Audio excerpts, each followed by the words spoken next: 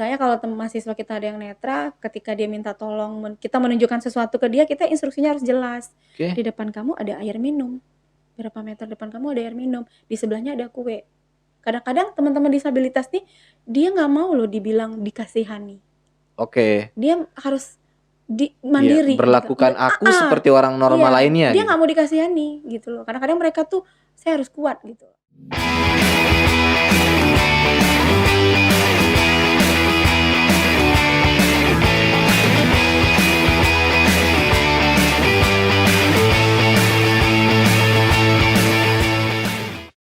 Host dadakan dengan saya, Mas Ohara.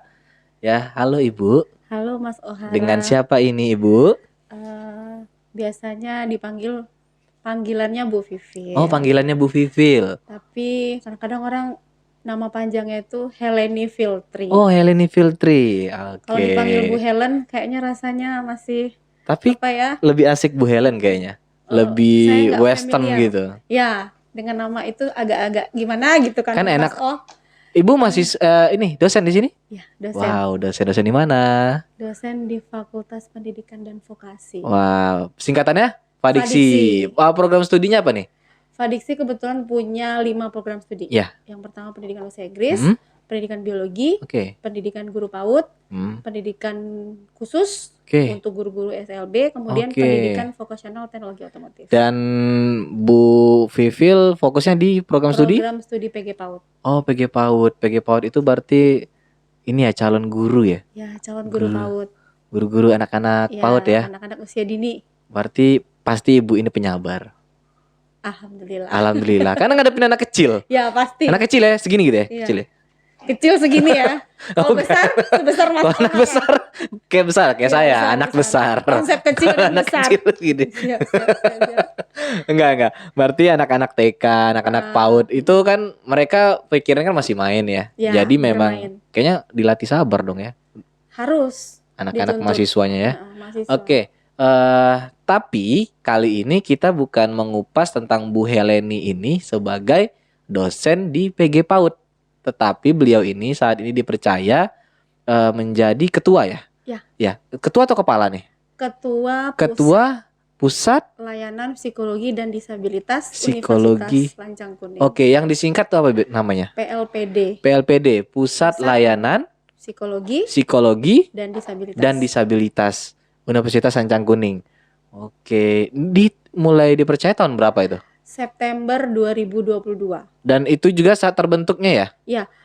Mungkin bercerita sedikit boleh ya? Iya, boleh. Kita korek-korek dikit nih sejarahnya. Ya, awalnya pertamanya itu hanya unit layanan psikologi saja yang membawahi untuk rekrutmen dan pemeriksaan psikologi untuk dosen dan karyawan. Untuk internal ya? Ya, internal kita di dalam. Karena kan Unilak ketika ada dosen yang direkrut baru, kemudian ada tes pegawai, kemudian ada rekom untuk menjadi dosen tetap, pegawai tetap, itu kan melibatkan psikologi. Nah, pemeriksaan psikologi. Nah, awalnya itu. Nah, bincang-bincang karena sekarang ini di dunia pendidikan itu kebetulan kan Unilak concern benar dengan pendidikan mahasiswa ya. Artinya ada keinginan kita apa nih harus kita siapkan untuk ekosistem lingkungan yang baik gitu. Nah, waktu itu untuk menghasilkan karakter yang baik ya tentunya ya. Jadi bisa nih kita buat pelatihan juga di psikologi ini, seminar, motivasi juga untuk mahasiswa gitu kan. Nah, setelah itu kita berbenah diri.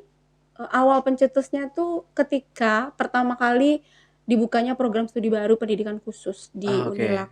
Kan kebetulan di Fakultas Pendidikan dan Vokasi ada 2 program studi yang baru, pendidikan khusus. Pendidikan khusus ini kan prodi yang memang diperuntukkan bagi guru SLB untuk terapi. SLB itu kan seperti anak berkebutuhan khusus ya. Nah, mencetak guru itu, kemudian terapis, kemudian untuk ya bisa jadi kan untuk klinik tumbuh kembang gitu ya, untuk membantu anak mengoptimalkan ketika bermasalah. Nah, ketika animo masyarakat di PKH ini terdata mahasiswa baru yang masuk itu termasuk mahasiswa disabilitas.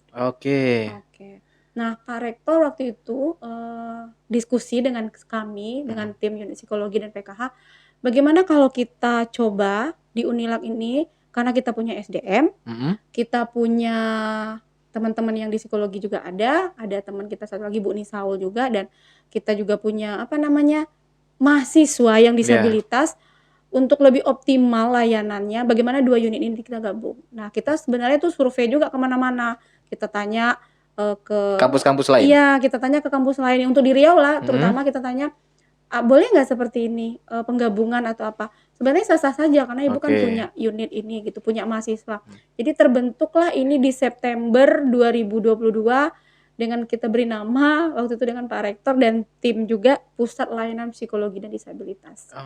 Jadi mengakomodir kebutuhan psikologi untuk asesmen, rekrutmen, rekrutmen, potensi bakat dan minat, plus kita buat layanan untuk mahasiswa kita disabilitas. Berarti berawal dari psikologi dari psikolognya ternyata ada mahasiswa kita yang mendaftar di PKH atau prodi kebutuhan prodi khusus, pendidikan khusus, terciptalah pasarnya sendiri ya.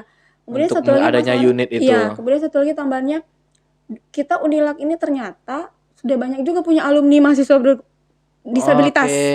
Ada alumni yang disabilitas. Jadi artinya coba kita lebih tersistematis gitu Jadi kita mau ada programnya, ada unit layanan. Memang udah 3 orang ya kalau nggak salah ditamatkan oleh Unilab yang alumni disabilitas yang berhasil, dan itu yang menamatkan Fakultas Ilmu Komputer. Berarti awal mulanya. Beberapa fakultas sendiri emang udah punya pengalaman sudah. Hanya saja nggak official aja gitu. Nah, gini, kita coba flashback dikit. Coba flashback nih, dari tadi kan mau bicaranya PLPD. Sekarang saya mau nanya dikit nih, atau boleh nggak Bu Vivil cerita nih, gimana sih awalnya seorang Bu Vivil memutuskan untuk menjadi seorang psikolog? Begini, kebetulan tuh di awal saya kebetulan kan S1 S2-nya psikologi. Sampai sekarang sedang S3. Di mana S3-nya? Di Jakarta, Universitas Persada Indonesia. Masya Allah, semoga lancar nih. Masih proses lah, masih bisa dibilang masih semester 4. Ya masih banyak belajar ya. Jadi kalau concernnya di pertama itu karena memang psikologi ini sepertinya selama ada manusia pasti ada psikologi. Benar. Selama ada manusia pasti ada psikologi. Karena dibutuhkan selalu gitu ya, kalau konsep saya begitu. Jadi bagaimana kita memahami orang lain gitu. Nah, terutama flashback pengalaman-pengalaman saya di bidang psikologi, terutama karena base-nya itu di bidang pendidikan. Jadi lebih banyak mengkaji mengenai pendidikan. Terutama pendidikan anak berkebutuhan khusus. Dan mudah-mudahan. Berarti dari kuliah udah menjurus ke sana. Sudah, waktu S1 kita masih umum ya, psikologi umum. Nah, ketika S2 kita ngambil penjurusannya pendidikan. Nah, ketika S3 juga masih concern di situ. Tapi skripsi saya kebetulan tentang disabilitas juga. S2 juga. Nah, S3 ini tentang disabilitas juga. Berarti emang dari awal udah mencoba mengarahkan ke arah disabilitas ya. Ada pertanyaan nih. Mungkin sebagian orang awam juga banyak juga yang nanyain ini. Perbedaan atau ranahnya psikolog itu gimana sih? Banyak nih orang kalau kita bilang, oh ini bapaknya ibunya ini psikolog. Orang tahu psikolog tapi nggak tahu nih ranahnya seperti apa psikolog ini. Apa perbedaannya dengan dokter yang kejiwaan? Banyak kan, bener ya? Bener, orang awam kayak saya nih tahu psikolog itu tahu apa gitu. Cuman nggak tahu aja nih pembatasan-batasannya seperti apa. Dulu waktu saya kuliah pertama kali juga ditanya, kuliah di mana psikologi, bisa nebak pribadi orang. Nah, bener. Bisa tahu ya. Ini tahu nih rahasia kita nih. Jangan lempar-lempar rahasia sama orang. Saya dukun gitu kan. Saya bilang gitu, nggak segampang itu gitu. Menebak seperti itu pasti ada ada treatment khususnya. Pasti ada gitu. Perlakuan dulu, pasti ada pemeriksaan dulu gitu kan. Bener. Nah, sebenarnya kalau bedanya, kalau psikolog itu dia memang dari S1, S2-nya psikologi. Pendidikannya malah sekarang ada namanya pendidikan profesi. Benar. Psikolog itu jadi profesi sekarang. Nah, tapi kalau psikiater itu base-nya itu adalah kedokteran. S1-nya kedokteran. Nah, treatmentnya berbeda dengan kita. Kalau psikolog ini lebih ke konseling, lebih menggali secara banyak interview, alat-alat, lebih menggali kepribadian gitu ya. Tapi kalau dia psikiater itu lebih mungkin ke medis, karena base-nya dia seorang psikiater dari kedokteran, berasal dari fakultas kedokteran. Sementara kalau kita psikologi itu tidak, ilmunya emang psikologi S1-nya gitu. Jadi Iya, perbedaannya iya, iya. treatmentnya berbeda.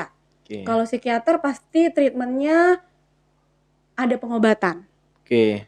Kalau kita psikolog, pertama kita gali dulu Iya. secara interview, observasi, bahkan sampai wawancara dalam, nanti akan ketemu. Nah, nanti Oke. ada alat tes yang mendukung dia bermasalahnya di bidang apa gitu. Jadi memang dalam wawancaranya, observasinya juga dalam. Nah, biasanya kalau si psikiater dia menggunakan, oh ini nih di resep gitu, ada Iya. obatnya. Ada diagnosa. Ada diagnosa. Langsung Kita di awal juga dia ada. langsung ada diagnosa Iya, ya. kita juga ada diagnosa, tapi untuk memutuskan sebuah diagnosa yang tepat, Ada konsulnya tadi. nah itu dia, Oke. kita perlu wawancara, kita Oke. perlu tanya ini gitu. Bahkan kita kalau kita perlu tanya second opinion, mungkin Oke. teman yang apa, Iya, keluarganya orang di atau sekitar ya. nah gitu dia. Serupa tapi nggak sama. Iya. Oke. Coba kita tadi udah flashback ya, kenapa Bu Vivil menjadi seorang psikolog dan arahnya ternyata memang ke arah disabilitas Iya. sejak awal kuliah. Oke, kita coba bongkar dikit nih program-program yang disiapin Bu Vivil Dan teman-teman. dan teman-teman di PLPD untuk Unilak ini yang sedang digarap apa aja nih, atau sedang Oke. berjalan atau yang akan ingin dilaksanakan di sini. Rencananya mimpi-mimpi. Iya. Baik, Mas Ohara, kita kebetulan berempat ya di tim Pusat Layanan Psikologi dan Disabilitas. Saya ketua, Heleni Filtri, kemudian Ibu Nisaul Hasanah, MC psikolog sekretaris. Ada 2 orang staf kita. Memang staf ini belum sarjana psikologi ya, tapi setidaknya dia membantu untuk administrasi. Bidang administrasi. Kebetulan ada 1 staf disabilitas yang memang diperbantukan untuk kita. Dan Dan kita sudah mulai belajar juga gitu, banyak hal-hal yang perlu kita pelajari karena ini unitnya baru. Jadi kita banyak belajar, banyak bertanya. Sambil adaptasi. Iya. Jadi kita pun sampai sebenarnya mendirikan unit ini saya lupa. Itu kita konsultasi juga dengan salah satu Komisi Nasional Disabilitas RI. Kita tanya, kita punya ini nih, punya mahasiswa. Terus kemudian kita apa buat? Coba Ibu buat ini karena ada PP-nya juga, ada aturan pemerintah tentang unit layanan juga gitu kan. Betul. Nah, jadi panjang perjalanannya memang untuk memutuskan ini. Nah, kalau mimpi-mimpi kalau program kita kan tadi penggabungan 2 ya, Pusat Layanan Psikologi dan Disabilitas. Nah, kalau psikologi pertama kali program kita ya untuk mengembangkan potensi, bakat, minat, asesmen kepribadian, kognitif mahasiswa. Kemudian membantu konseling mahasiswa yang ada di Unilak gitu. Sebenarnya fokus kita masih ke layanan mahasiswa. Tapi tidak menutup kemungkinan ke depannya untuk layanan dosen mungkin. Karena kan itu tadi balik selama ada manusia pasti ada psikologi. Pikiran orang beda-beda. Nah, gitu. Nah, individu juga beda-beda. Jadi sikap pun juga beda-beda betul, pastinya. Mas Ohara mungkin sering bergaul dengan seluruh dari kalangan macam kan ketemu kelihatan karakternya kan. Nah, jadi kalau di program yang pertama di psikologi unit layanan psikologi ya tetap kita programnya rekrutmen dosen, karyawan, pemberdayaan juga. Kemudian untuk mengakomodir psikologi itu di luar, misalnya kita sudah mulai juga promosi keluar bahwa kita punya pusat layanan untuk siswa-siswa. Jadi untuk mengetahui potensi bakat minat siswa, termasuk siswa mulai dari jenjang TK sebenarnya. Dari TK. Itu berarti dari TK itu minat itu udah bisa diukur ya? Sudah. Gitu ya.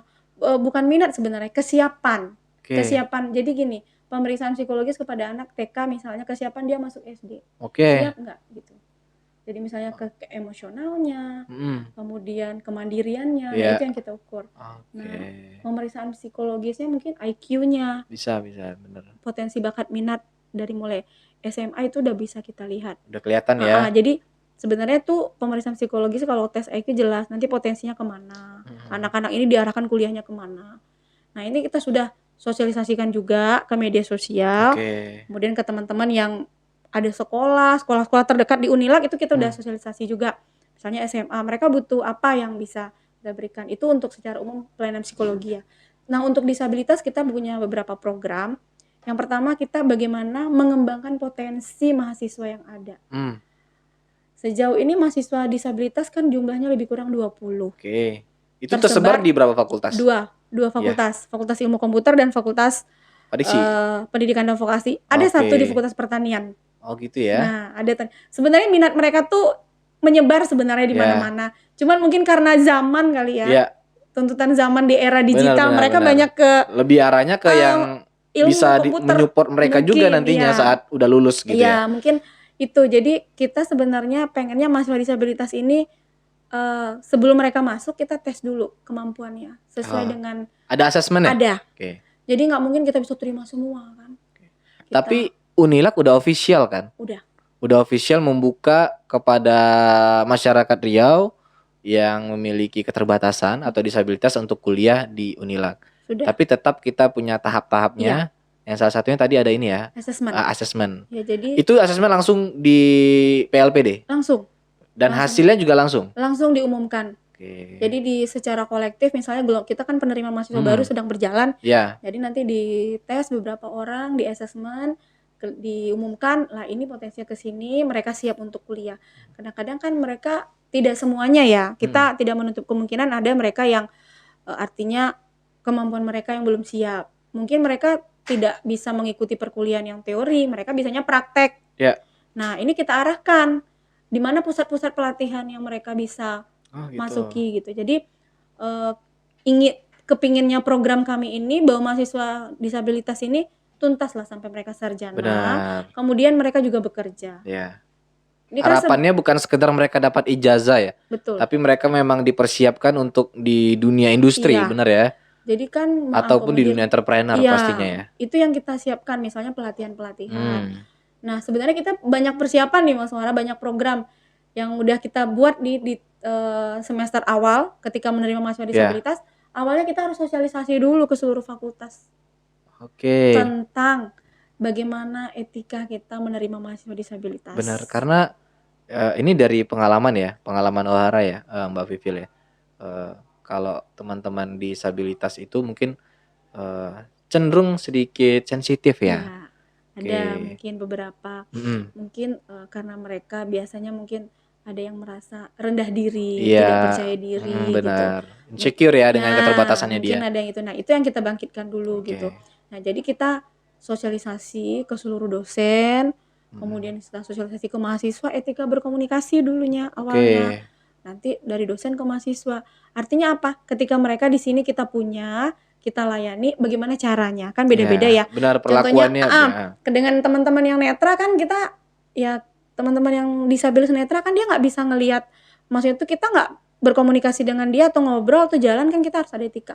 Kita harus pegang yang bagian mana. Takutnya nanti dia kaget atau gimana gitu ya. Nah, itu yang kita sosialisasikan di awal. Berarti dengan orang yang netra sendiri untuk menuntun dia itu juga nggak sembarang ya? Nggak sembarangan, ada aturannya Mas. Oh gitu ya? Ya misalnya kalau itu aturannya tercipta karena komunitas atau memang udah ada peraturannya di Komisi Disabilitas? Ada etikanya gitu loh. Ada etikanya. Misalnya kayak kita kan ada aturan berbicara, berapa jarak. Bener. Kalau dia misalnya ini ilmu baru nih, teman-teman, ilmu baru. Jadi nggak sembarang ternyata kalau kita nemuin orang yang nggak dikenal di jalan ya, dia misalnya netra, kita ingin niatnya mungkin ingin membantu, tapi karena kita nggak tahu malah jadi salah paham. Cara memegangnya. Nah itu seperti apa? Boleh nggak kasih informasi dikit aja? Misalnya kalau mahasiswa kita ada yang netra, ketika dia minta tolong, kita menunjukkan sesuatu ke dia, kita instruksinya harus jelas. Di depan kamu ada air minum, berapa meter depan kamu ada air minum, di sebelahnya ada kue. Kadang-kadang teman-teman disabilitas nih, dia nggak mau loh dibilang dikasihani. Dia harus mandiri. Berlakukan gitu. Aku seperti orang normal lainnya. Dia nggak mau dikasihani gitu loh. Kadang-kadang mereka tuh saya harus kuat gitu. Nah biasanya kalau netra itu kita tidak menggenggam tangan, kita cuma megang punggungnya saja gitu loh. Ketika dia arahnya ke sini, kita megang punggungnya atau kita tangannya arahkan ke. Biasanya tuh di sini nih, diginikan gitu loh. Kita gandeng. Bukan atau digandeng apa? Dia yang memegang apa kita? Tangan kita. Oke, berarti kita cukup gini aja. Gini kan. Oke. Kita arahkan gitu loh. Kadang nanti kan bergenggam tangan kan nggak enak juga gitu kan. Bener. Nah dengan yang teman-teman tuli juga gitu. Pundaknya gitu. Jadi ada etika-etika gitu. Kemudian teman-teman tuli kan dulu waktu COVID kita susah berkomunikasi pakai masker. Oh iya benar. Nah berarti kan kita harus buka maskernya gitu kan. Karena mereka melihat gerakan bibir kita. Oh itu gitu. Mereka bisa membaca gerak bibir kita? Iya. Kan mereka bisa melihat gerakan. Ada yang mereka verbal kan. Oh gitu. Yang tuli ya. Yang tuli teman-teman ya. Tuli. Kalau tuli kan dia hanya nggak dengar. Gitu. Jadi beda-beda perlakuannya. Kadang-kadang kita kan ini yang kita sosialisasikan supaya teman-teman di kampus ramah lah disabilitas. Harusnya seperti itu. Setidaknya tiap tahun ada perbedaan lah Iya. antara layanan kita tahun ini dengan tahun sebelumnya. Jadi itu yang kita sosialisasikan. Jadi kesiapan program, kami punya beberapa program, itu yang pertama. Etika dulu, bagaimana berinteraksi dengan teman-teman disabilitas. Ini yang udah kita cobakan. Kemudian program yang kedua, kita kan pengen juga nih teman-teman disabilitas tuh, mereka kan keterbatasannya seperti tuli, mereka kan banyak menggunakan bahasa isyarat, mereka. Bahasa isyarat. Nah, kami mencoba membuat pelatihan ini. Oke, jadi diundang translator bahasa isyarat itu ya. Mencoba membuat. Kita sambil ngobrol minum aja boleh, nggak apa-apa. Ya. Ntar kering lagi. Kering ya. Semangat soalnya saya kalau cerita tentang disabilitas nih. Enaknya ngobrol dengan Bu Vivil nih ini. Bahasannya nggak habis-habis. Kayak gini Mas Ohara. Sisi kemanusiaan sebenarnya. Mereka dilahirkan dengan kekurangan. Nah, kita optimalkan potensi mereka gitu. Kasihan, bukan mereka, kita tidak pengen dia dikasihani, tapi ayo kita bantu optimalkan. Dan yang paling penting sebenarnya mereka tidak ingin terlahir seperti itu. Iya, betul. Itu yang paling penting. Betul sekali. Iya. Jadi kalau kita sebagai orang normal nih, mohon maaf, kadang dijadiin bahan bullying. Itu dia yang atau kita khawatirkan. Jokes ya. Walaupun di antara beberapa teman-teman yang disabilitas ada yang dia udah fair dengan keterbatasan dia, dan dia sendiri kadang menjadikan keterbatasan dia sebagai jokesnya dia sendiri gitu. Contoh kayak teman-teman yang sukses di entertain seperti stand up comedy segala macam. Itu mereka yang udah udah berdamai dengan keterbatasan mereka. Tapi kan di balik itu ada teman-teman yang dia masih struggle dengan keterbatasannya itu, dan itulah yang mungkin menurut saya ada yang orang awam ya, yang membuat mereka cenderung sedikit sensitif. Betul. Nah, saya selalu bilang di kelas Bu Vivil seperti ini, karena kebetulan Mas orang ngajar juga dong. Iya, saya ngajar juga di beberapa teman-teman, tapi di kelas saya belum ada yang disabilitas. Oh, belum ya? Ya. Di prodi sebelahnya yang bisnis digital, itu ada. Nah, cuman kalau mahasiswa ini kalau di depan kita kan nggak mungkin mereka nih ejek-ejekan. Betul. Ya, karena takut ya ada dosen nggak mungkin dong ya ngecengin teman-teman disabilitas gitu. Nah, tapi di belakang kita nggak tahu itu. Iya. Makanya sebaiknya kita mulai dari yang pemahaman kita tentang disabilitas. Salah satunya adalah saya selalu bilang di kelas, oke sih teman-teman jadiin jokes lucu ya, ya lucu mungkin. Tapi coba bayangin, pernah nggak nanya ke hati sendiri, mereka itu mau nggak sih terlahir seperti itu? Jawabannya nggak mungkin ada yang bilang saya mau. Pasti semuanya pilihnya saya pengen normal. Betul. Dari situ aja kita kalau udah ngerasa nggak bakalan mungkin mau keluar dari mulut kita ngecengin atau mengimpersonatekan kecatatan mereka atau keterbatasan mereka. Dan ini harus disosialisasikan. Iya. Benar tuh Mas Wara, saya setuju. Jadi diselipkan beberapa dosen ya, mungkin Mas Wara sudah mencoba. Teman-teman dosen lain juga saya bilang, misalnya dibantu gitu layanan untuk mereka gitu. Saya sih salutnya Unilak berani gitu ya. Iya, benar. Memberanikan diri sebenarnya. Dukungan dari pimpinan luar biasa. Ya, saya applause itu. Di tahun 2022 ya. Iya. Tahun 2022. Memberanikan diri official. gitu. Iya. Official kampus Unilak itu terbuka untuk siapa saja yang memiliki keterbatasan. Nah, itu peminatnya sampai kemarin kita masih menerima mahasiswa baru ya sampai hari ini. Itu yang gelombang 2 masih telepon saya bisa nggak Bu masuk? Boleh, silakan daftar aja gitu. Kebetulan nih kita bikin sebuah terobosan di penerima mahasiswa baru. Saya lihat itu gratis khusus untuk mahasiswa disabilitas. Betul, pendaftarannya gitu gratis ya. Tapi ya seleksinya kita akan seleksinya agak ketat, artinya kita nggak mau asesmennya ini ya kita khawatir kita terima tahu-taunya mereka nggak bisa didik untuk kuliah gitu kan. Kemampuan mereka nggak mencukupi. Tetap ada rekomendasi. Tetap harus ada dari situ. Tolong dicatat teman-teman semuanya, masyarakat sekalian semuanya, Unilak membuka cara khusus jalur disabilitas. Nah, caranya gimana? Tahapannya? Ini kebetulan karena saya di bidang PMB-nya, mahasiswa barunya, simpel aja teman-teman. Cukup buka aja website Unilak ya, unilak.ac.id. Nanti pilih aja, scroll ke bawah aja 2 kali, ntar kelihatan tuh ada namanya jalur istimewa. Jalur disabilitas. Ya, di jalur istimewa itu kalau diklik ntar keluar ada jalur disabilitas. Udah tinggal diklik aja, ntar langsung terhubung dengan admin. Karena beda tahap kalau yang disabilitas. Kalau yang lain kan langsung ke website pendaftaran. Kalau kita kan ada tahap asesmen dengan PLPD, nanti di asesmen dulu. Nanti baru keluar rekomendasinya. Cocoknya ke jurusan yang Jurusan mana? mana? Benar ya? Betul. Nah, Mereka punya potensi di mana gitu. ya, dan jangan ragu karena yang mengasesmen emang betul-betul psikolog yang luar biasa Ada kayak tim Bu kita Vivi. ya. Iya, ada timnya. Oke, sekarang kalau tadi kita bicara program, sekarang saya mau bicara masalah. Emang paling enak itu mencari-cari masalah. Jadi gini Bu Vivil, ini udah jalan 2 tahun. Bener ya? Struggle-nya pasti banyak. Banyak banget, nggak mungkin. Karena jujur orang awam yang lihat PLPD itu nama lainnya kalau saya ngasih namanya ya, itu pusat masalah di sana. Ya, yang bermasalah konselingnya di sana. Betul. Bener ya? Kadang-kadang saya tuh curhat sama siapa gitu loh. Iya bener. Yang datang ke saya itu ya kita kan nggak hanya mahasiswa disabilitas yang datang ya, mahasiswa yang biasa yang artinya yang non disabilitas juga datang, mahasiswa reguler biasa datang, itu segala macam yang datang. Mulai ini kan kita sosialisasi ke fakultas. Jika ada masalah di fakultas itu direkom langsung ke unit kita. Oke. Nah, ada surat rekomnya, ada formulirnya. Ini kayak berobat jadinya jatuhnya gitu ya. Benar-benar. Kayak berobat BPJS ada ininya. Tapi gratis. Ada ya. Tapi tenang benar. gratis. Ya, ada rujukannya kemana? Anda bermasalah di fakultas, rujukannya ke PLPD. Jadi misalnya langsung didiagnosa. Kita ketemu mahasiswa yang ditelepon sama ada surat masuk ke unit layanan bahwa nanti ada ini yang mau konseling ya. Kita kan gali dulu ya. Kita bikin. Kebetulan kalau saya jadwalnya Senin, Selasa, Rabu. Bu Nisa tuh saya Senin, Selasa, Bu Nisa Rabu Kamis, Jumat. Nah, itu gantian kita. Kalau saya lagi ada di PLPD, berarti saya. Kalau nggak nanti Bu Nisa. Nah, itu kita berbagi sama Bu Nisa. Nah, mahasiswanya macam-macam yang datang. Kalau ini, kita kan nggak boleh nyebutkan korban ya. Nggak boleh. Tapi permasalahan yang sering aja di lingkup kampus ini seperti apa? Akademik. Oke, akademik itu contohnya seperti apa? Lalai, malas, apa gimana? Satu motivasi mereka. Motivasi dalam kuliah? Tugas akhir, skripsi, sehari-hari. Kemudian hubungan interpersonal dengan dosen dan mahasiswa juga termasuk. Saya nggak tahu ya mahasiswa zaman dulu rasanya kalau saya kuliah tuh ketemu dosen, fight gitu, berjuang gitu. Iya, bener. Ada effort ya, ada usaha yang kuat gitu.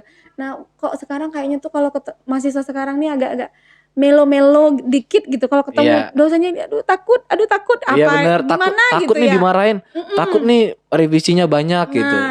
Mungkin terus tiba-tiba mereka udah hopeless, aduh nggak semangat lagi. Nah, ini yang biasa datang. Udahlah saya berhenti aja. Padahal tanggung kan? Iya, udah di ujung bener ya.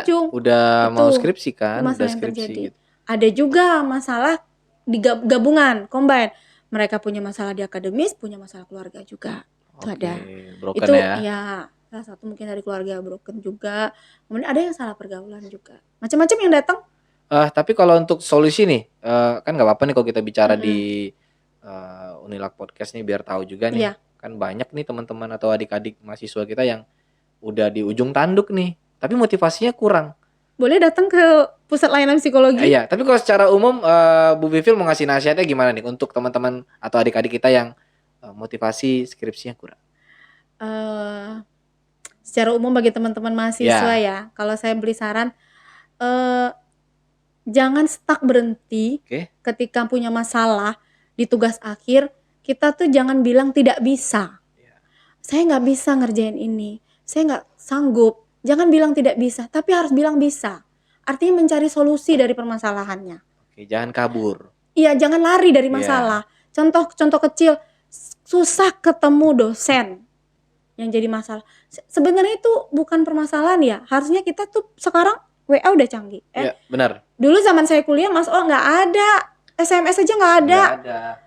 Zaman saya kuliah. Zaman Bu Vivil senior di atas Ohara ya. Zaman Ohara aja udah ada BlackBerry kan. Dulu tuh saya ingatnya pakai gadget apalah namanya tit. Nggak ada yang kayak gini zaman saya kuliah dulu. Nah, sekarang kan kita sudah ada etika berkomunikasi dengan dosen. Jadi bisa aja. Jadi kalau masalahnya susah satu yang ketemu dosen, ketika ketemu banyak revisi. Sebenarnya lebih ke kesiapan sih. Kesiapan mental. Jadi kalau saran Ibu bagi teman-teman yang sedang menyelesaikan tugas akhir, jangan berhenti di sini ketika ada masalah, jangan. Ayo maju. Di mana letak masalah itu di mana? Susah ketemu dosen, coba cari formula apa solusi. Formula solusi gimana nih ketemu dosen? Dosennya sibuk, kitanya cari di mana Oke. akunya tempat yang baik untuk bisa kita berkomunikasi gitu. Kemudian ditolak dosen sering, salah revisi. Nah mungkin ini kurang fokus gitu loh. Oke. Bisa jadi makanya butuh sebenarnya kalau kita mahasiswa ini kan bersosialisasi ya Yup. dengan teman-teman.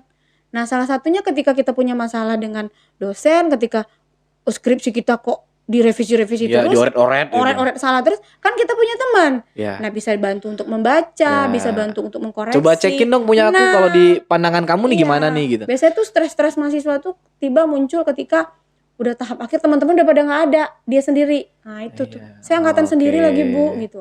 Effortnya tuh sudah, usahanya tuh udah nggak ada Iya, gitu. dan Nah sarannya jangan berhenti, ayo maju. Di mana solusinya? Kalau susah ketemu, cari dulu permasalahannya, akarnya di mana.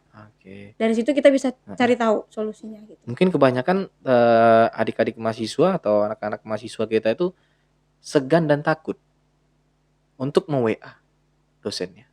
Apalagi kalau dosennya udah sibuk, dosennya sedikit sedikit rara gitu. Sedikit pemarah gitu. Itulah sebenarnya kita tuh gunanya kan teman ya. Kita bisa Iya. nanya, kita punya kakak senior. Benar. Kita harus tanya-tanya, kemarin gimana nih? Kalau saya dulu kuliah Iya. gitu Mas. Atau nanya ke staff di sana, ini bapak ini gimana, Iya. ibu ini gimana gitu Ya ya. kan kita punya. Untuk cari celah ya. Nah, gitu. Makanya kadang-kadang kan pintar-pintar ya jadi mahasiswa gitu. Gimana caranya gitu, etikanya berkomunikasi. Ya. Nah Mas Farad, ulah etika berkomunikasi. Gini, kalau saya bilang mungkin mereka takut atau mereka karena gini, ada bimbingan saya nih, Bu Pipil. Dia WA saya, Pak lagi di mana? Oh saya nggak di kampus, saya bilang. Saya lagi di luar, eventnya di luar. Terus dia langsung diem, hilang. Nah itu dia tuh. Langsung nanya, Bapak kapan lagi ke kampus, Pak? Sekali dua kali saya diemin. Yang ketiganya dia datang ke saya bilang gini, saya kan nggak di kampus kan orangnya. Iya. Kenapa kamu nggak bilang kayak gini, Pak? Boleh nggak saya bimbingan ke Bapak? Saya kirim PDF. Betul. Lah kan bisa. Saya di event kan tinggal buka gadget, saya lihat di PDF atau di Word kan bisa dikasih komentar. Iya. Kamu revisinya di mana? Coba kamu punya inisiatif kayak gitu kan enak gitu. Nah. Jadi kamu nggak perlu nungguin saya Betul. kapan saya ke kampus. Kadang saya datang ke kampus, ntar balik lagi keluar, event lagi keluar, ada acara keluar. Betul. Nah, kesibukan ya kan? iya, tinggal mencari celah aja nih kayaknya. Artinya gini, mahasiswa kita kalau dibilang udah seperti kasus tadi, mereka nggak berusaha nih mencari strategi apa yang tepat untuk bisa berkomunikasi dengan dosen gitu. Mungkin itu yang mereka masih agak-agak takut gitu ya. Lebih ke inisiatif. Nah, itu dia. Nah, kalau bicara inisiatif lagi, untuk menumbuhkan inisiatif itu seperti apa, Bu Pipil? Latihannya seperti apa? Lingkungan yang pertama. Inisiatif itu kan lebih ke motivasi ya, motivasi dari dalam. Benar. Keinginan yang memang saya ini pengen cepat siap selesai S1 waktunya 4 tahun, 3,5 lah, 3,8. Nah, kita kan punya strategi, ada inisiatif, ada cara.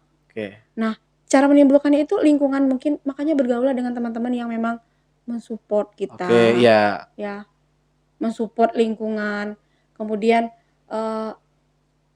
kita harus bisa mencari strategi-strategi. Makanya teman-teman tuh, saya lihat mahasiswa yang di kampus kalau sudah ketemu dosen nggak ada ibu tersebut hopeless. Susah. Iya, udah pulang aja langsung gitu. Hopeless. Nah kan bisa kan kita ngobrol dengan karyawan atau dengan tenaga pendidik yang ada.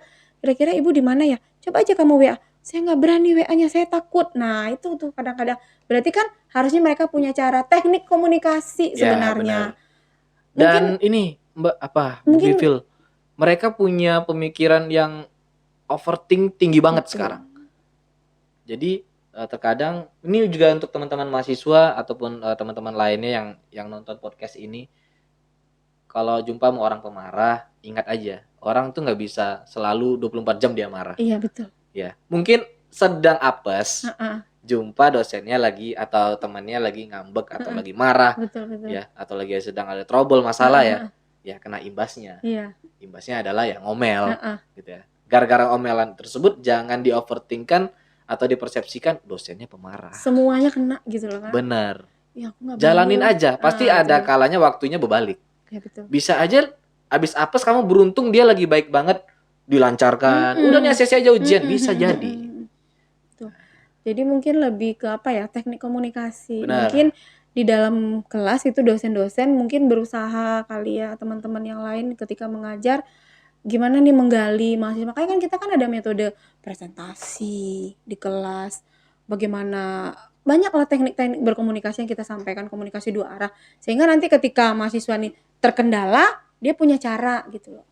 Oke. Nah, mungkin begitu ya. Jadi menimbulkan inisiatif dari diri mahasiswa tuh lingkungannya juga, kemudian teman-temannya juga, motivasi yang memang benar-benar membangun supaya mereka tuh bisa keluar dari masalah. Menurut Oke, saya sip, gitu. sip, sip. Kalau tadi kok kita bicara nih yang permasalahan yang sering terjadi ya. Nah, sekarang saya mau balik ke masalah lagi, tapi ke permasalahan atau kesulitan teman-teman disabilitas 2 tahun ini di Unilak seperti apa?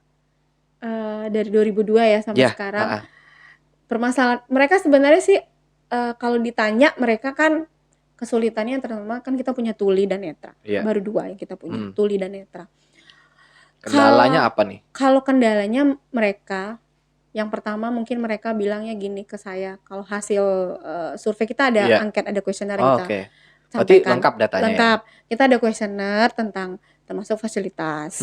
Kemudian fasilitas kita kan kita baru membenahi. Nah, mereka mungkin mintanya kalau yang karena kita kan yang netra 2 orang, mereka masih low vision. Ada yang low vision 1. Oh, low vision Low vision itu tuh masih bisa. sebagian masih bisa Nah, melihat jaraknya gitu. dekat. Oke. Misalnya kayak gini nih dia bisa lihat gitu loh. Tapi kalau yang blind total ada.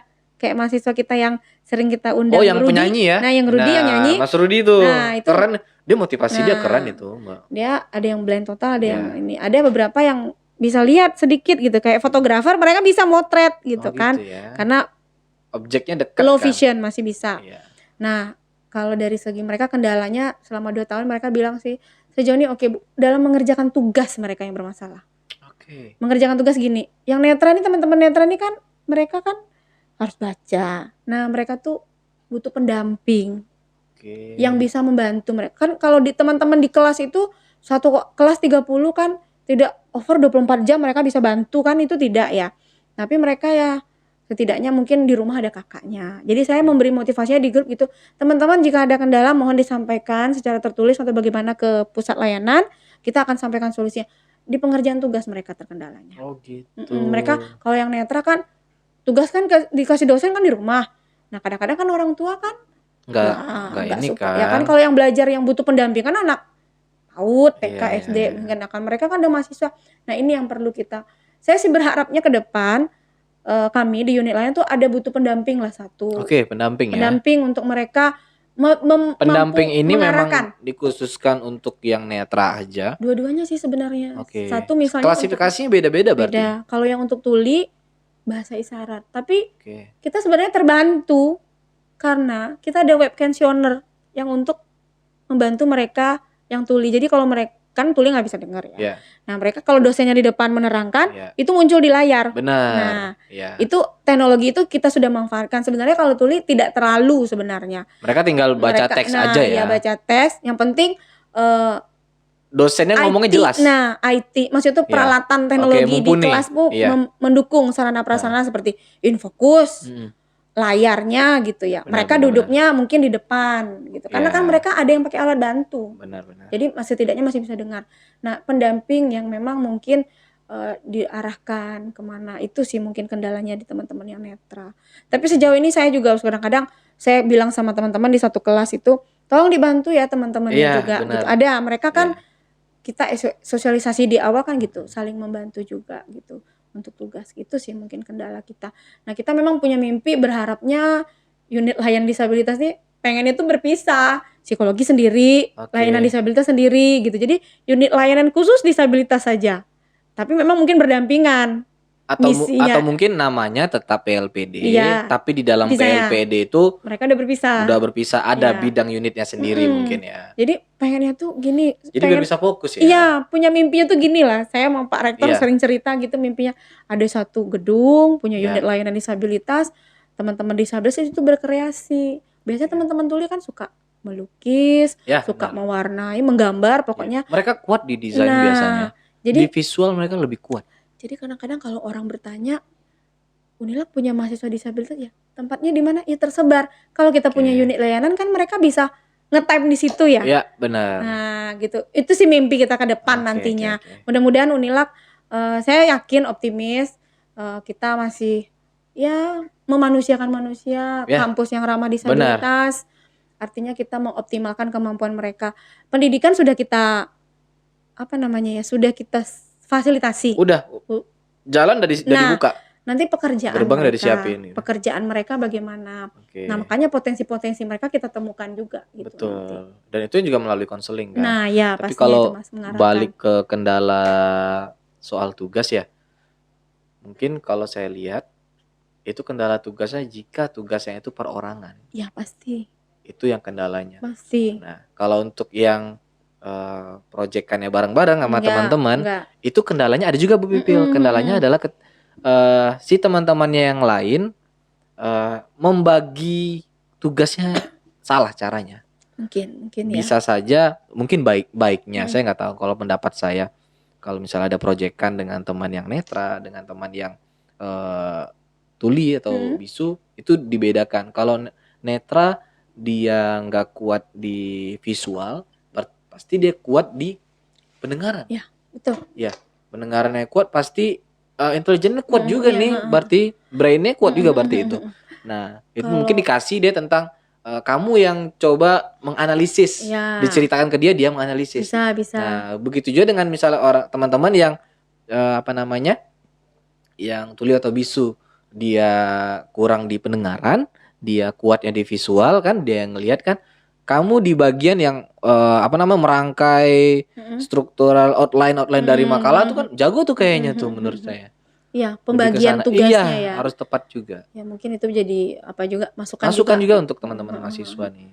Kalau sejauh ini sih yang semester 2 kita belum evaluasi hasilnya berapa. Kemarin semester 1 tuh sudah itu mereka salah satu hasilnya gitu. Itu kita udah sampaikan juga hasil evaluasi survei. Bahkan sekarang kita sedang mengevaluasi minat bakat mereka. Minat bakat mereka Mas O. Yang teman-teman disabilitas mahasiswa kita? Lebih ke kreativitasnya. Yang kita temukan kalau kita tanya, karena gini, kita tanya ini hobinya apa? Ya. Hobinya apa? Saya hobinya kalau yang tuli melukis. Seperti apa? Ada yang batik ternyata. Membatik. Satu orang mahasiswa kita batik itu ya. Iya, itu membatik. Kan orangnya detail tuh. Iya, membatik. Dia durasinya udah tahu. Nah, itu kemarin kita sempat buat pelatihan fotografer yang diundang Pak Parlindung, ada dari ini kan. Nah, saya kaget, ternyata ini yang paling bagus fotografernya dia ya. Ada hasilnya. Itu hasilnya udah sampai ke unit kami. Wah, ini luar biasa potensi nih. Itu dikontenin aja. Nah, itu makanya nanti kita pelan-pelan coba buat besok PLPD sama tim media promosi udah kolaps aja bikin konten. Sip. Cocok ya? Cocok. Jadi sekarang misalnya ada yang olahraga, ada yang renang, atlet ya? Ada yang renang. Atlet tuh mahasiswa di Pasilkom loh. Ada. Dia badminton kan? Badminton juga lari juga. Lari. Satu lagi yang renang perempuan, tapi sekarang karena dia udah dewasa, jadi masih udah dikurangi. Kalau dulu masih kecil dia renang lomba terus. Kenapa dia nggak mau ngelanjutin? Mungkin nggak ada namanya? Ya bukan ini. Udah besar, jadi kalau pakai pakaian renang kan malu gitu ya. Gitu. Jadi mungkin kalau renang mungkin yang muslimnya kebetulan gitu ya kan, teman-teman ini muslim. Jadi masih salut deh sama yang kalau dia punya keterbatasan tapi dia ada prestasi. Makanya motivasinya tuh bagi teman-teman sebenarnya. Badminton lagi. Aduh nih sama Dimas nih, main badminton kalah nih pasti nih. Yang lari itu juga, dia lari 20 kilo, Mas. Dimas 2 kilo udah udah ngos-ngosan. 20 kilo dia lari, bayangin. Iya, ganteng lagi loh. Ya. Tapi itu kan Bu Vivi kalau komunikasi kan kayak kami di PLPD itu tidak semuanya yang bisa bahasa isyarat ya. Jadi kami tuh kalau ngomong tuh ekspresif. Pakai mimiknya gimana? Kamu bisa gitu loh. Kamu udah makan, mata kamu merah. Kamu kenapa? Saya capek Bu, dari tadi tuh latihan badminton gitu kan. Iya. Kita kan sering ngundang dia ke PLPD tuh ngobrol-ngobrol atau apa gitu. Ada begitu. Jadi sekarang programnya kita lagi lihat bakat minat mereka kemana. Soalnya kan pemerintah kan ada atlet olimpiade, paralimpian, olimpiade teman-teman yang disabilitas kan ada. Kemarin kan baru-baru ini di Vietnam ya. Nah kita berharap nih nanti Unilak ngirim. Mana tahu ada atlet yang Kalau terjaring. Unilak sendiri memang apa namanya ya? Emang support ya kalau untuk atlet ya. Support. Dari dulu emang support atlet. Contohnya salah satu atlet kita dulu yang juga mahasiswa Vanessa kan. Ya, renang ya. Go internasional. Go internasional dia bawa nama Indonesia. Nggak menutup kemungkinan kalau dari mahasiswa Unilak yang lain, khususnya dari teman-teman disabilitas di bidang atlet pasti disupport banget, pasti. Jadi untuk siapa namanya yang atlet? Saya Myers namanya. Myers. Untuk Myers langsung aja latihan yang giat. Ya. Tolong raih prestasi, antar ke kami. Siap. Antar ke kami. Nanti, atau antar ke Bu Wipil kalau malu ntar. Ada di PKH juga ada tuh satu program khusus membatik. Cantik anaknya. Cantik ya? Cantik Mas Wara mungkin. Saya butuh untuk model sih. Butuh untuk model. Artinya boleh lah diajak ke sini. Mereka membatik itu masuk juara ini ya. Nasional kalau nggak salah di Kepulauan Riau. Oh gitu. Itu di event apa? Saya ada YouTube-nya. Ada, nanti coba saya kirim sama Mas Wara. Dia tuh pemenang. Kalau dia udah pemenang, kita bikin aja pelatihan membatik untuk teman-teman disabilitas. Boleh. Dan dia kita jadiin aja untuk ininya. Apa namanya? Tutornya. Iya. Dia membatik. Ya? Jadi saya pun begitu lihat bapaknya dia kan awalnya gini.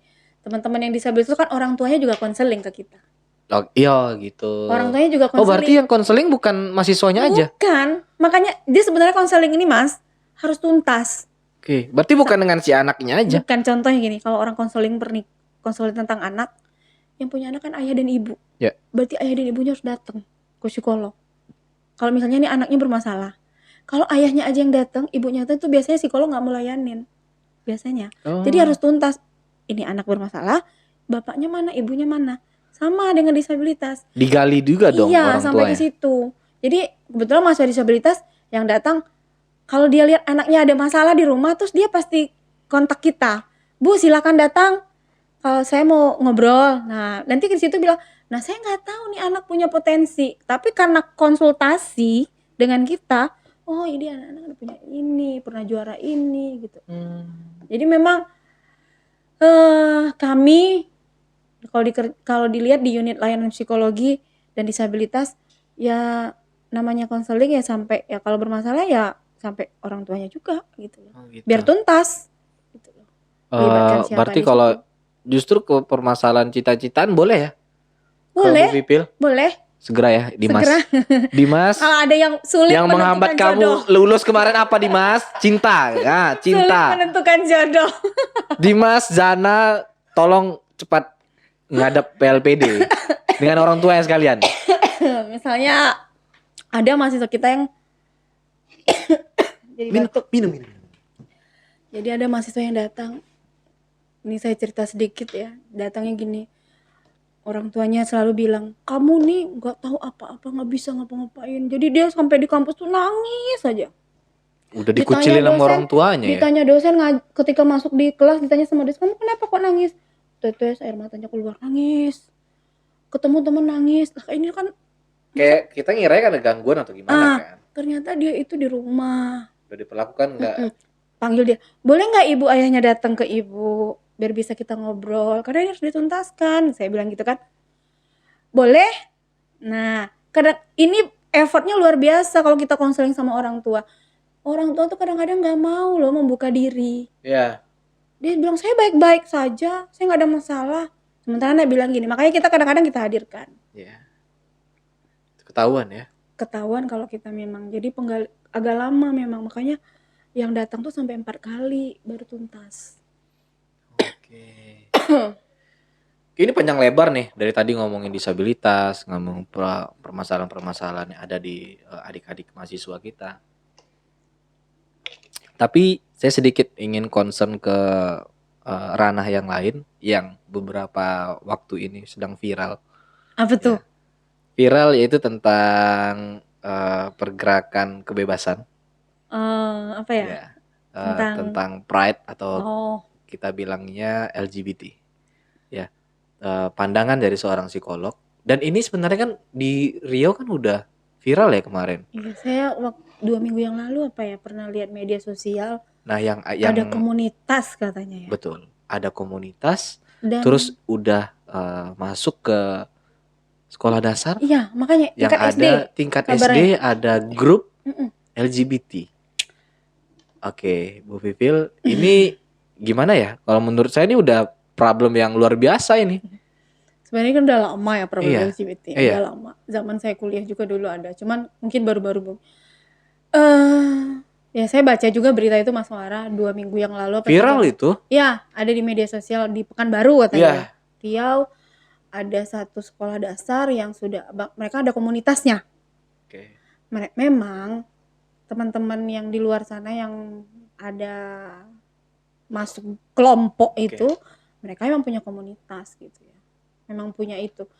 Jadi kalau sekarang apa dulu nih maksud itu khawatir ya bagaimana apakah ada di Kalau kalangan di kacamata saya, ya walaupun saya nggak pakai kacamata ya, di kacamata saya, dengan mata telanjang iya, gitu dengan bisa pandangan saya yang awam ini, bagi saya itu udah Oh mengkhawatirkan. iya, benar. Kalau tingkat SD Karena itu sesuai udah parah. ini mohon maaf ya, sesuai ajaran kita, kalau kita Muslim ya, di agama kita juga nggak membenarkan. Betul. Ya, apapun bentuknya, kalau LGBT di dalam agama kita juga nggak pernah dibenarin. Saya nggak tahu di agama lain pun juga katanya nggak ada yang mendukung. Iya, sejauh ini memang itu kalau dulu itu kan penyimpangan ya. Iya, betul, Masuk penyimpangan ya. Artinya menolak keras yang adanya LGBT itu.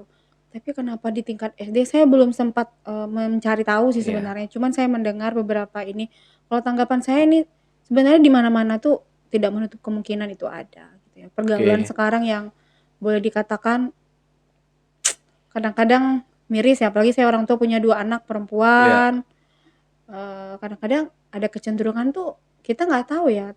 Ada kondisi lingkungan yang memang mereka cenderung sesama mereka, gitu loh. Pergaulan. Sebenarnya mereka lingkungan pergaulan gitu. Sebenarnya itu sebuah penyakit yang nanti bisa tuh menyebar. Menular ya? Menular, kayak penyakit menular. Oke. Itu penyakit menular sebenarnya kalau menurut kami di kacamata psikologi itu menular. Kenapa? Ada komunitasnya gitu. Mereka terbiasa berkomunikasi satu grup, kemudian mereka melakukan hal-hal yang kadang itu nggak masuk akal gitu ya. Betul. Nah, ya di SD saja sudah ada seperti itu. Apalagi yang harus kita, ya saya khawatirnya sebenarnya mahasiswa yang kita takutkan kalau ada ya. Iya, betul. Nah, kalau ada ya mungkin kecenderungan mungkin belum ada. tahu mungkin ya.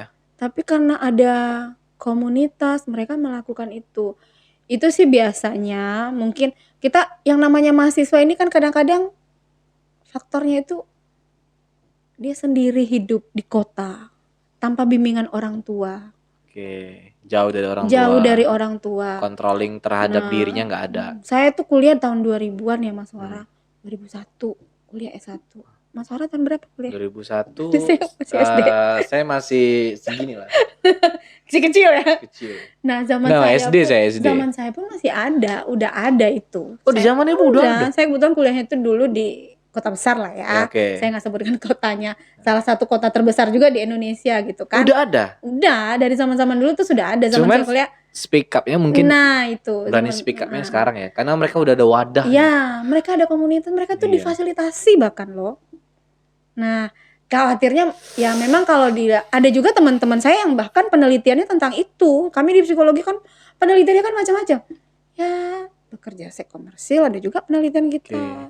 Yang narkoba di lapas itu memang kita masuk ke situ, termasuk LGBT nih. Kita kan melihat ada kecenderungan mereka nih, perilaku mereka ada ya seperti LGBT ya, lesbian gitu ya, gay, kemudian ya itulah yang kita lihat ada kecenderungan mereka berperilaku. Nah biasanya itu di faktor penyebabnya sebenarnya lingkungan, kemudian mungkin kematangan emosional nih, kemudian pola berpikirnya mereka juga, mereka tidak tahu ya mana yang baik dan benar gitu ya, salah pergaulan. Ya ada satu orang yang berbuat tuh mereka sudah menular. Kalau menurut saya yang beberapa teman yang pernah melakukan penelitian ke arah situ ya itu sebuah penyakit yang memang menular gitu. Ada kecenderungan khawatir mereka kan kesenangannya berbeda ya dengan kita apa yang dilakukannya gitu.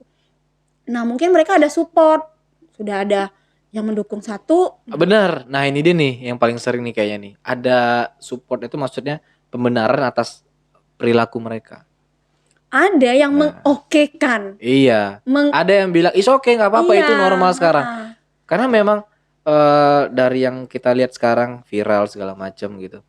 Terus terkadang kalau misalnya kita lagi di luar, di mall atau di tempat-tempat publik luar, ngelihat hal seperti itu, beberapa orang udah menormalisasi itu, Gitu. menganggap itu hal biasa. Nah, ini yang mungkin berbahaya ya, Sangat sangat berbahaya. berbahaya. Artinya Dia udah nggak risih lagi dengan hal kayak gini gitu. sudah biasa kan? Iya. Nah, itulah yang mungkin ya yang kita khawatirkan itu terjangkit gitu ya. Menjadi sebuah penyakit yang menular yang sampai hari ini kita tuh belum tahu gimana penyembuhannya. Bisa saja sebenarnya. Unilak sendiri menolak ya? Menolak dong. Menolak keras ya? Menolak Menolak keras. keras LGBT dan Gitu. mungkin Bu Vivil boleh kasih tahu tipsnya. Karena gini, kalau kita berbicara tentang jangan menyebarkan hal seperti ini, itu kita nggak bisa lagi melarang mereka yang punya hak sendiri dengan konten media sosial mereka sekarang. Hanya saja mungkin menurut saya arahnya ke membentengi diri sendiri. Nah, cara membentengi diri sendiri dari seorang pakar psikolog itu seperti apa cara-caranya? Kalau saya sih melihatnya gini, dari sisi yang pertama kita lihat nih, ada kecenderungannya bahwasanya individu yang mengarah ke perilaku-perilaku seperti itu lebih ke apa ya, ketidakmatangan dia dalam pergaulan, ketidakmatangan dia dalam apa namanya, lingkungannya. Jadi Agama kita juga kah? itu spiritual, itu Spiritual pasti. ya pasti ya. Pendekatan spiritual mereka yang kurang gitu kan. Sebenarnya kan kita dididik mulai dari TK sampai SMA itu kan sholat, yang muslim ya. Pendekatan agama. Nah, mereka yang ini biasanya mereka itu lingkungan mereka tuh tidak support gitu ya. Orang tua mungkin ya. Makanya kalau dari sejak dini gitu udah ya. kelihatan ya. Nah, itu harusnya emang udah di ini. Dari sejak dini kita misalnya bisa lihat nih anak kita nih orang tua nih harus berkomunikasi dua arah, harus peka. Orang tua harus ngelihat nih anak-anak nih, makanya dari permainan juga kita harus sesuaikan dengan gender gitu ya. Masa cowok belinya Barbie gitu. Nah, itu kemarin kelihatan nih Dimas beli Barbie di Shopee, Mas. Tolong jelasin itu untuk Dimas atau untuk adik ceweknya Dimas, tolong Mas. Jadi ya permainan edukasi. Untuk pacarnya. Makanya kan ada hati-hati juga kita main game anak-anak sampai ke situ kita lihat. Kemudian sebenarnya itu yang paling utama tuh pola asuh dari orang tua. Pola asuh bagaimana memperlakukan anak, yang laki-laki bagaimana, yang perempuan bagaimana. Kemudian lingkungan, pola asuh itu bagaimana mengasuh anak dengan baik dan benar sesuai dengan jalannya lah ya gitu ya. Macam orang tua punya tipe yang berbeda. Khawatirnya kalau kita terlalu keras dia mencari perhatian keluar. Nah, mereka orang tuanya nggak pada kontrol, lingkungannya tidak mendukung, mereka mencari pengakuan keluar. Kena marah terus setiap hari sama orang tuanya di rumah. Bosan dong. Nah, saya khawatirnya anak SD seperti itu loh. Kenapa ada muncul SD buka game sendiri? Khawatir orang tuanya terlalu nyinyir. Bisa jadi dia mencari perhatian di luar. Dan apesnya jumpa sama yang nggak tepat. Curhatnya sama yang nggak tepat. Iya. Gitu loh. Curhatnya sama nggak tepat, akhirnya terjadilah hal-hal seperti ini. Oh yaudah gitu. Kamu ikut aja ke kita gitu ya. Gitu. Kita punya teman di sini, kita bisa bahas apa aja. Bener. Kita punya grup ini. Nah, jadi mereka kekumpul di sini, ini yang ternyata mereka lakukan gitu. Mereka kan ada kepuasan tersendiri juga melakukan itu. Nah, itu kontrolnya orang tua yang kurang kalau menurut saya. Kontrolin dari orang tua. Kedua, kematangan dari si anak pasti karena pola asuh juga. Pola asuhnya yang tidak tepat. Sebenarnya semua orang tua tuh kan kita katakan orang tua punya pola asuh yang mereka adopsi dari dia saat digedein dulu ya. Nah, turun temurun sebenarnya pola asuh kaji menurun. Nah, saya punya orang tua, saya tiru dari orang tua saya, orang tua saya tiru dari nenek-neneknya. Nah, tapi kan kita sebenarnya bisa mendilet. Kalau itu nggak bagus, mendilet atau merubah, modifikasi lah ya, modifikasi gitu. Nah, bisa kita rubah begini caranya gitu ya. Nah, permasalahannya mungkin orang tua harus peka terhadap anak juga, lingkungannya terutama, bergaul dengan siapa. Nah, sampai ke perguruan tinggi kan mungkin orang tua ini lepas kontrol menurut saya ya. Teman-teman mungkin kalau dia ada kalangan mahasiswa, khawatirnya nih kurang kontrol. Jadi mahasiswa nih karena mereka sudah mahal, udah mahasiswa bebas, mereka punya kos sendiri, mereka punya teman sendiri. Jadi orang tuanya nggak ada ngelepas, cuma ngirim. Misalnya anak kos kan biasanya ngirim uang gitu kan. Saya kan pernah kos juga nih. Orang tua tuh sebenarnya tuh lebih gini loh Mas Sarah. Kalau kita kos itu kan anak kos itu orang-orang yang mahasiswa yang hidup sendiri di perantauan. Kita tuh harus bisa memilah mana yang baik dan benar gitu. Sebenarnya memilah baik dan benar itu dari aturan orang tua gitu loh. Benar. Kematangan. Jadi banyak anak-anak ini gampang terasuki bahasanya itu apa ya? Gampang karena pondasinya kan belum kokoh. Nah, itu dia. Gampang kamu mau bisa dibawa ke sini, kamu bisa dibawa ke sini. Akhirnya masuk ke situ gitu. Mungkin itu ya pertama yang kontrol dan pola asuh gitu. Kontrol dan pola asuh. Pendekatan spiritual yang harus dimantapkan dari sejak dini. Oke. Mungkin begitu. Ada lagi kira-kira? Kalau mungkin sih mungkin tambahan ya kalau saya ngeliat ya. Nah, ya. Mungkin kayak lebih menambah wawasan. Kalau ke orang-orang awam ya. Jangan sampai dia misalnya nggak tahu apa-apa nih, karena nggak punya wawasan tentang itu. Rasa ingin tahu mungkin. Iya. Jadi pengen nyoba. Tahu-tahu kecemplung masuk situ. Itu dia. Rasa pengen tahu. Buka ini. Iya. Buka ini. Tahu-tahu kayaknya enak nih bergaul di sini. Ada teman yang enak. Kayak pedang mata dua nih. Di satu sisi dia mencari wawasan untuk biar dia nggak kayak gitu. Dia tahu misalnya biar nggak kena api, aku harus kayak gini-gini, aku harus siapin ini bahan-bahannya. Nah, di satu sisi dia bisa masuk ke api itu gitu. Iya, betul. Ya emang pedang bermata dua sih. Harusnya kan kalau sudah itu tuh efeknya kalau sudah sampai masuk ke, jangan sampai. Kalau sudah ada masuk yang seperti itu tuh habis. Baterai habis. Oke. Saya khawatirkan nanti apa itu ya gimana ya? Enggak recommended lah kalau menurut saya. Mahasiswa misalnya kalau ada yang seperti itu ya nanti percuma saja dong kuliah, percuma aja. Dia nggak punya misi lah ke depannya gitu ya. Rusak jadinya ya. Pergaulannya rusak, semuanya rusak ya. Sebenarnya tuh dari awal tuh pondasi keluarga yang harus kuat. Pendidikan dalam keluarga. Kalau pendidikan keluarganya kuat, kemudian aturan-aturannya baik yang disampaikan, insya Allah bisa. Oke.